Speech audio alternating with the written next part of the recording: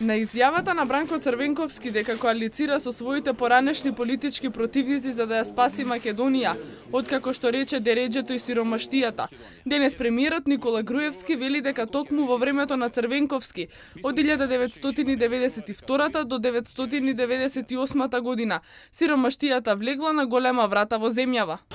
Па ја мислам дека Црвенковски не се здружил затоа што државата дошла до некое дередже, туку нека погледне тој до кое дередже тој дојде. Да се здружува со Љупшо, да се здружува со Тачи, да се здружува со кој ќе стигне за да му го држат стравот, за да полесно му биде кога ќе загубат на наредните избори. Црвенковски слушна дека денеска дал изјава дека тој сакал да дојде на власт за да ја победи сиромаштијата. Па Црвенковски ја донесе сиромаштијата во Република Македонија. До 90-та година ние немавме многу сиромаштија, до 91 година. Со неговото доаѓање во 92 до 98 македонците видоа што е сиромаштија. Неговото време е време кога сиромаштијата на големи врати влезе во Република Македонија. Тој не само што не ја реши, туку ја донесе во Република Македонија и мислам дека нема еден човек во Македонија, еден, кој што му верува дека Бранко ќе ја реши сиромаштијата.